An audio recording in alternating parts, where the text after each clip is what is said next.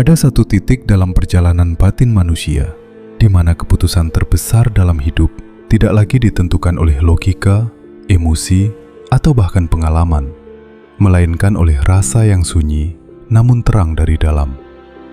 Dan inilah level yang oleh para lelaku Jawa disebut sebagai tingkat maha tinggi, saat rasa berubah menjadi cahaya batin. Bukan kiasan, bukan metafora puitis, tetapi sebuah keadaan kesadaran di mana hati menjadi kompas paling jernih, lebih tajam dari pikiran, lebih tenang dari emosi, dan lebih benar daripada dorongan nafsu sesaat. Bayangkan ini, dua orang menghadapi pilihan hidup yang sama. Satu dipenuhi keraguan, satu lagi diam, tetapi mantap. Tanpa banyak pertimbangan, tanpa kegelisahan, tanpa kegaduhan batin. Anehnya, keputusan orang yang diam itu seringkali justru paling tepat, seolah ia tahu sebelum semuanya terjadi. Dalam ilmu Jawa tingkat dalam, kondisi ini bukan kebetulan. Ini adalah buah dari laku batin panjang, ketika rasa tidak lagi keruh oleh ego, tidak lagi berat oleh keinginan duniawi, dan tidak lagi liar oleh emosi. Pada tahap ini, rasa menjadi terang.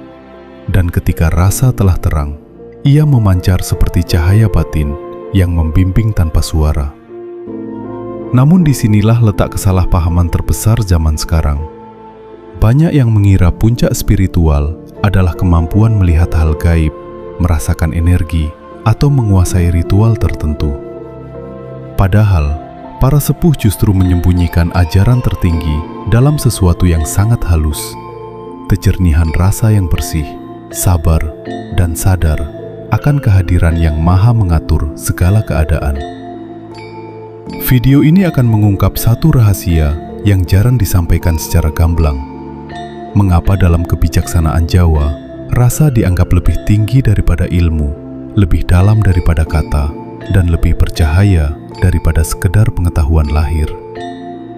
Karena ketika rasa telah menjadi cahaya batin, seseorang tidak hanya berubah dalam cara berpikir, tetapi dalam cara melihat hidup, memilih jalan, dan menyikapi takdir dengan ketenangan yang hampir tak tergoyahkan. Sebelum kita melangkah lebih dalam, izinkan saya bertanya sesuatu. Jika pemahaman seperti ini sampai kepadamu malam ini, di kota mana engkau menyimaknya? Tuliskan di kolom komentar.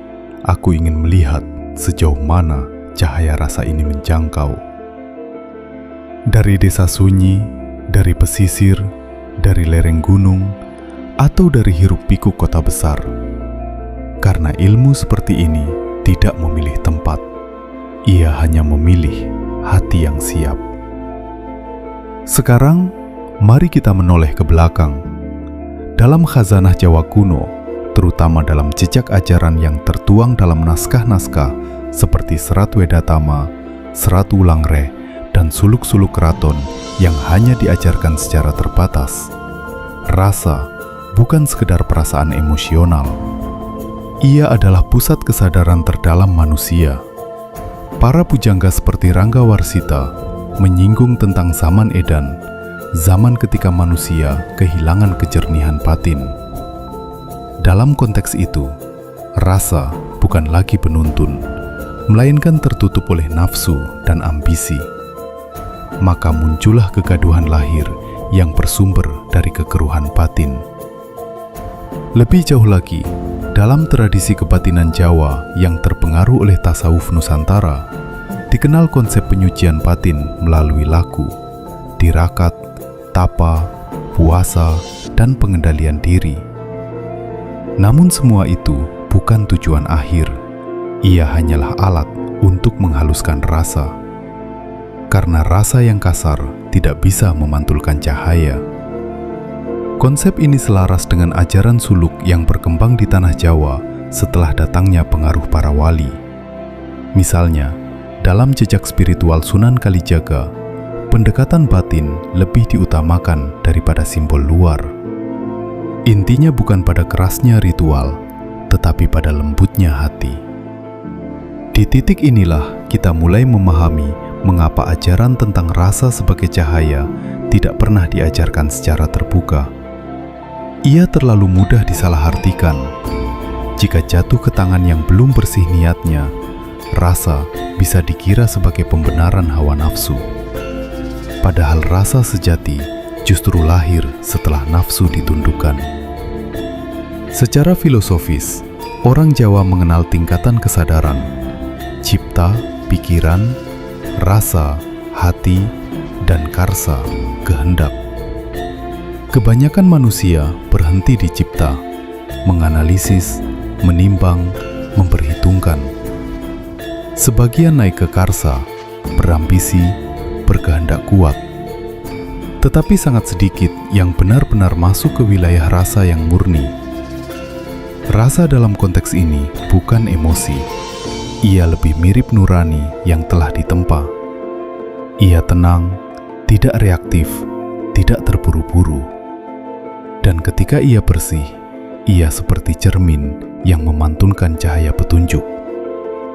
Inilah sebabnya ajaran ini sering tersembunyi dalam simbol, tembang, dan perumpamaan. Karena rasa tidak bisa ditransfer dengan kata-kata. Ia hanya bisa ditunjukkan, lalu dirasakan sendiri. Dan mungkin, justru karena dunia hari ini terlalu bising, ajaran ini menjadi semakin relevan. Ketika semua orang berbicara keras, yang bercahaya justru yang paling sunyi. Sekarang, sebelum kita masuk lebih dalam, izinkan dirimu untuk menonton bagian ini dengan tenang. Tidak perlu terburu-buru memahami, tidak perlu menganalisis setiap kalimat. Cukup dengarkan, perlahan. Tarik napas sebentar, dan biarkan kata-kata ini tidak hanya masuk ke pikiran, tetapi juga turun ke rasa. Karena apa yang akan dibahas bukan sekadar pengetahuan, melainkan pengalaman batin yang hanya bisa dipahami oleh hati yang diam.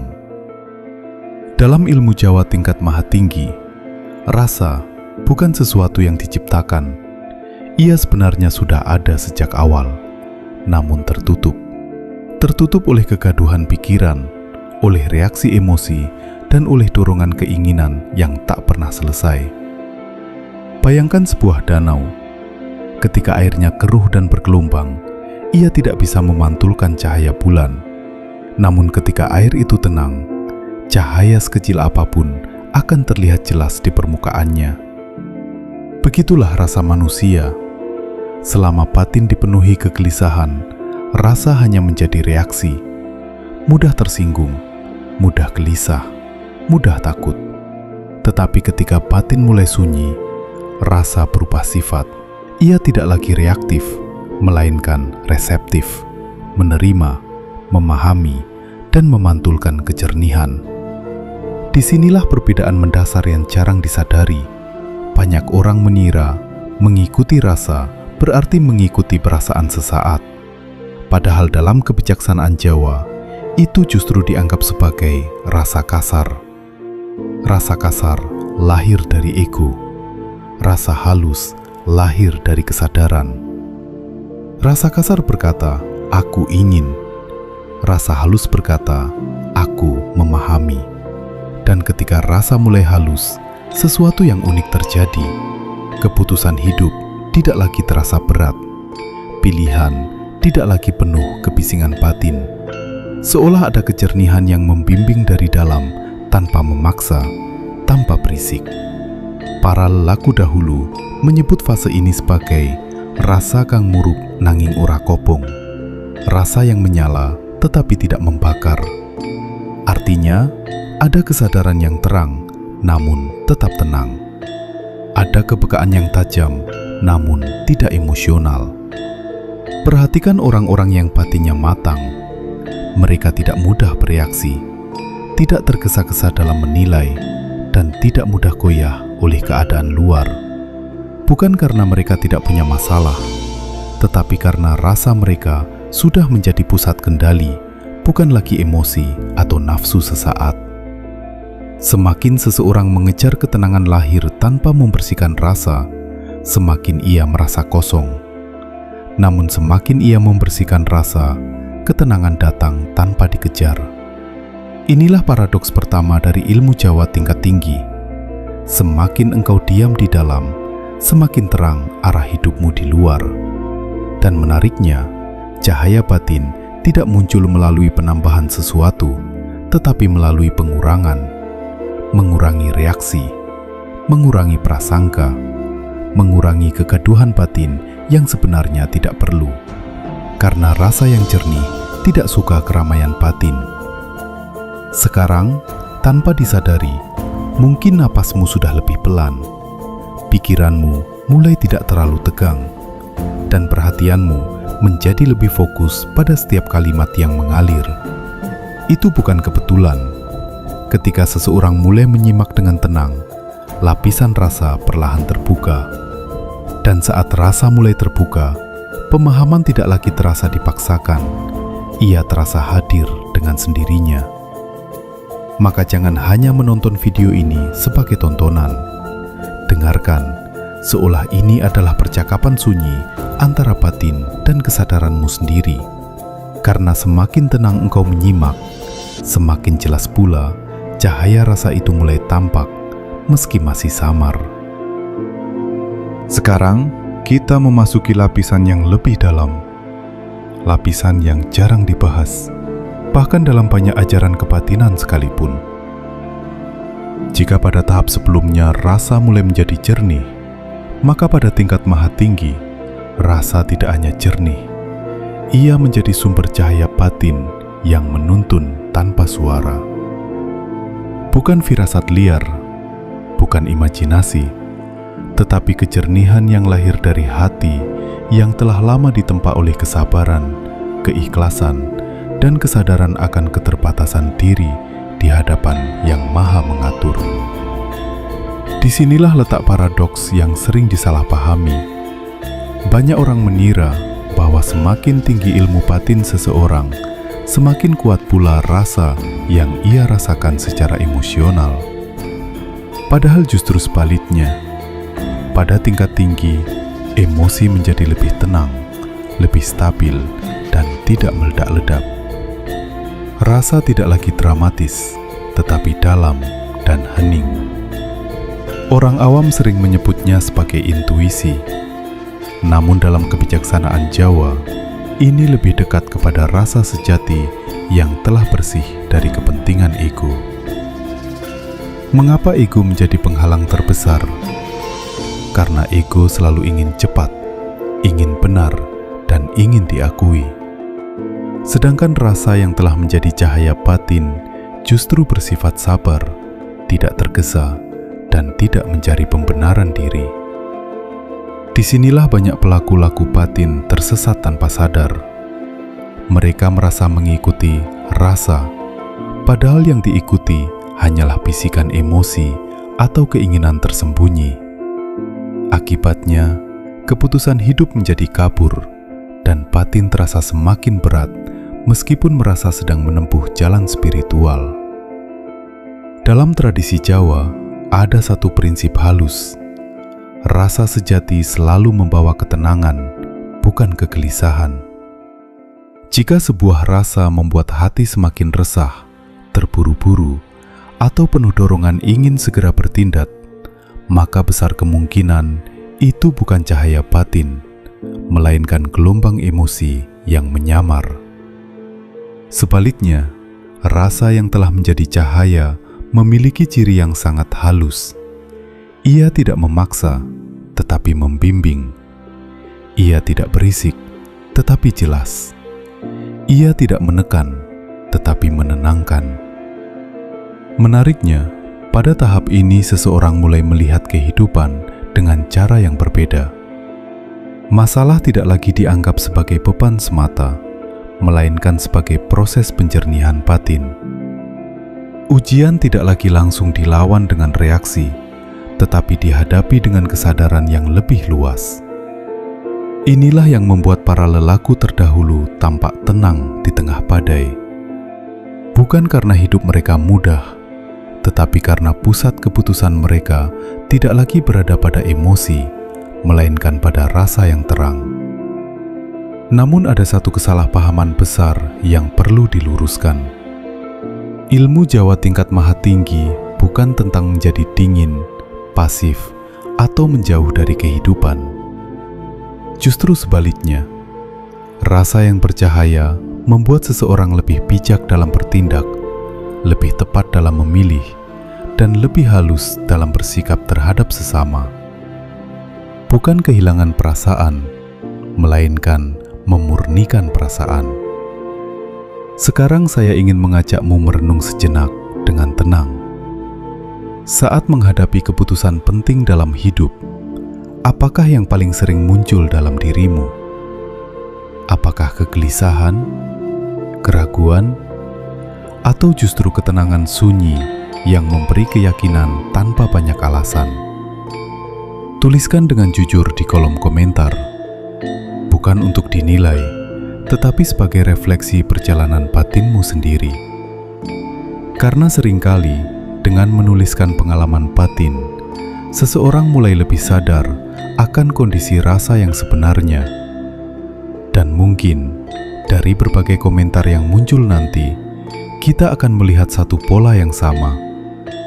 Bahwa di balik kesibukan hidup modern, banyak jiwa yang sebenarnya sedang mencari satu hal yang sama, ketenangan rasa yang jernih. Sebab pada akhirnya, semakin halus rasa seseorang, semakin tajam pula cahaya batin yang menuntunnya, bahkan di saat jalan hidup terlihat gelap sekalipun. Sekarang pertanyaannya menjadi sangat nyata. Bagaimana ilmu setinggi ini diterapkan dalam kehidupan sehari-hari yang penuh tekanan, keputusan cepat, dan kegaduhan pikiran? Jawabannya justru lebih sederhana daripada yang dibayangkan. Karena cahaya batin tidak lahir dari sesuatu yang rumit, melainkan dari kebiasaan batin yang halus namun konsisten.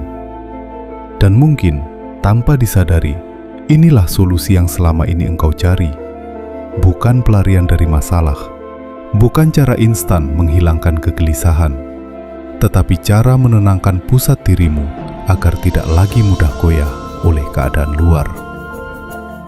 Langkah pertama bukan mengubah dunia luar, melainkan memperlambat reaksi batin.